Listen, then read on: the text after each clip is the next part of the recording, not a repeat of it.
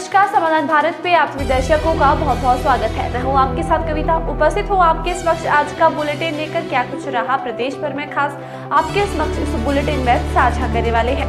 तो आइए नजर डालते हैं आज के बुलेटिन पर। शुरुआत करेंगे आज के मौसम से।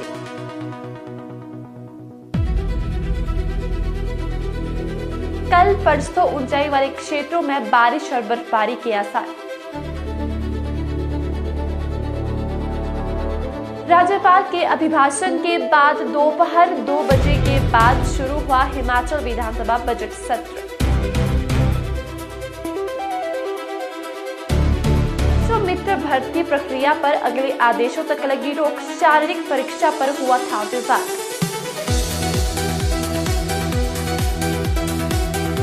आर्थिक तंगी के बाद भी चहते अफसरों पर सरकार मेहरबान, सेवानिवृत्त के बाद ही दे रही पुनर्रोजगार।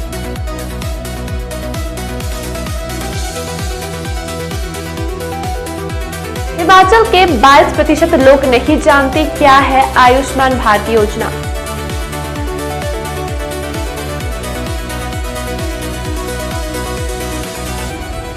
आरटीसी की बस में टिकट मांगने पर विवाद, युवती ने कंडक्टर को मारा थप्पड़।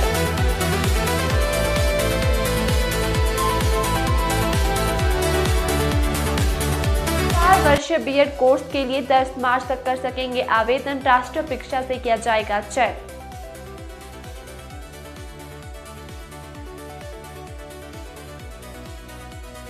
स्मार्ट मीटर का शौक, 2 महीने से बंद पड़े खोखे का आया 22,000 बिजली का बिल।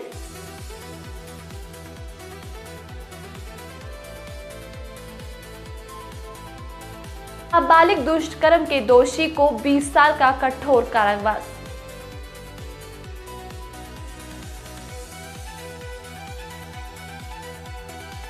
स्टोर से केबल व कॉपर चोरी के मामले में 24 घंटे के अंदर 2 आरोपी गिरफ्तार। अब खबरें विस्तार से।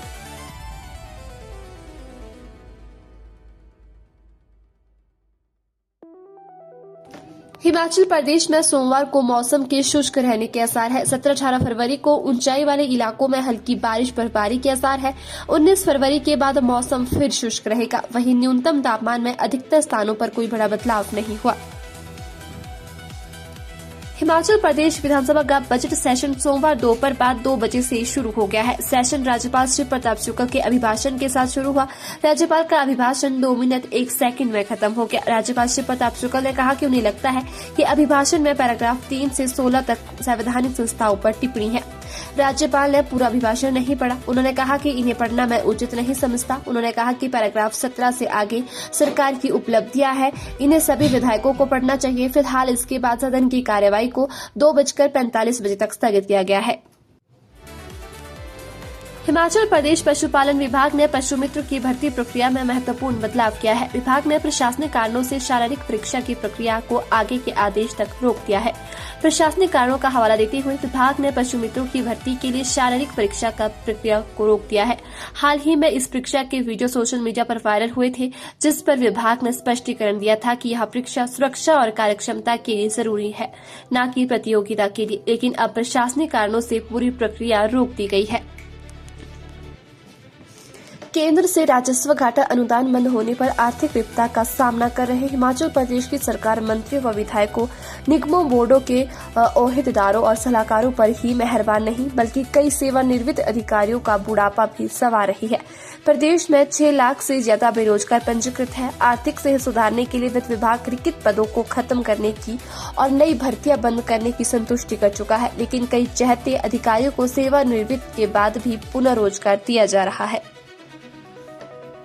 हिमाचल प्रदेश में 22% लोगों को आयुष्मान भारत प्रधानमंत्री जन आरोग्य योजना के बारे में ठीक से पता नहीं है। इनमें भी 5.3% लोगों को मामूली जानकारी है। चंबा और शिमला के प्रमुख चिकित्सा संस्थानों से जुड़े चिकित्सकों की ओर से किए गए अध्ययन में यह खुलासा हुआ है। हिमाचल के 450 वयस्क नागरिकों पर यह नमूना अध्ययन किया गया। अध्ययन में यह पाया गया कि 83% से अधिक लोगों को यह जानकारी थी कि आयुष्मान भारत एक निःशुल्क और कैशलेस स्वास्थ्य योजना है, जबकि 72% लोगों ने सही बताया कि इस योजना के तहत पात्र परिवारों को प्रति वर्ष 5 लाख रुपए तक का मुफ्त इलाज उपलब्ध करवाया जाता है। एचआरटीसी हमीरपुर डिपो की बस में लड़की से टिकट मांगने पर विवाद हो गया। बस में सफर कर रही एक युवती ने टिकट मांगने पर परिचालक को थप्पड़ मार दिया। परिचालक ने निगम प्रबंधन को इसकी शिकायत दी है। बस गंगोट से हमीरपुर आ रही थी। एक युवती ने कानों में ईयरफोन लगाए हुए थे। परिचालक बार बार टिकट मांग रहा था, लेकिन प्रतिक्रिया न मिलने पर उसने कथित तौर पर युवती का ध्यान आकर्षित करने के लिए उसके कंधे पर हाथ रखा। इसी बात पर युवती भड़क गई और उसने परिचालक को थप्पड़ जड़ दिया। शिक्षक बनने की तैयारी कर रहे युवाओं के लिए हिमाचल प्रदेश विश्वविद्यालय ने 4 वर्षीय एकीकृत बीएड पाठ्यक्रम शुरू करने की प्रक्रिया शुरू कर दी है। अब 12वीं के बाद ही विद्यार्थी पाठ्यक्रम में प्रवेश लेकर स्नातक के साथ बीएड की डिग्री ले सकेंगे।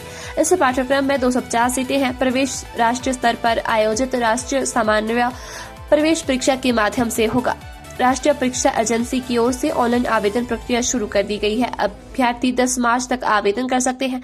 परीक्षा 17 अप्रैल को संभावित है। परीक्षा कंप्यूटर आधारित होगी। इसमें बहुविकल्पीय प्रश्न पूछे जाएंगे। विश्वविद्यालय की शिक्षा विभाग को 5 इकाइयों को स्वीकृति मिली है। हिमाचल प्रदेश सरकार और बिजली बोर्ड जहां स्मार्ट मीटर को उपभोक्ताओं के लिए बेहतर बता रहे हैं, वहीं धरातल पर इनके झटके लोगों की नींद उड़ा रहे हैं। ताजा मामला उपमंडली जवाली के बग्गा क्षेत्र का है, जहां 2 महीने से बंद पड़े एक छोटे से खोखे का बिजली बिल 82,059 रुपए आया है। इससे बोर्ड की कार्यप्रणाली पर गंभीर सवाल खड़े हो गए हैं। शिमला की फास्ट ट्रैक अतिरिक्त सत्र न्यायाधीश विवेक शर्मा की अदालत ने 15 वर्षीय नाबालिग के साथ दुष्कर्म करने के मामले में दोषी को 20 साल के कठोर कारावास की सजा सुनाई है। अदालत ने दोषी पर 10,000 रुपए जुर्माना भी लगाया है। जुर्माने का भुगतान नहीं करने पर दोषी को 6 महीने के अतिरिक्त कारावास की सजा भुगतनी होगी। झाकड़ी में बीएसएनएल के स्टोर से केबल तार एवं स्क्रैप कॉपर चोरी होने के मामले में पुलिस ने 2 आरोपियों को गिरफ्तार किया है। शिकायत के अनुसार अज्ञात व्यक्तियों ने कॉपर धातु को बेचने की नियत से चोरी की घटना को अंजाम दिया। पुलिस थाना झाकड़ी ने तत्परता से कार्रवाई करते हुए मात्र 24 घंटे के भीतर 2 आरोपियों को गिरफ्तार किया गया है। इस संबंध में अभियोग संख्या 12/2026 दिनांक 15/2/2026 धारा 331, 305 के अंतर्गत मुकदमा दर्ज किया गया है। फिलहाल इतना ही। ऐसे ही तमाम खबरों को जानने के लिए जुड़े रहे समाधान भारत के साथ। तब तक के लिए धन्यवाद।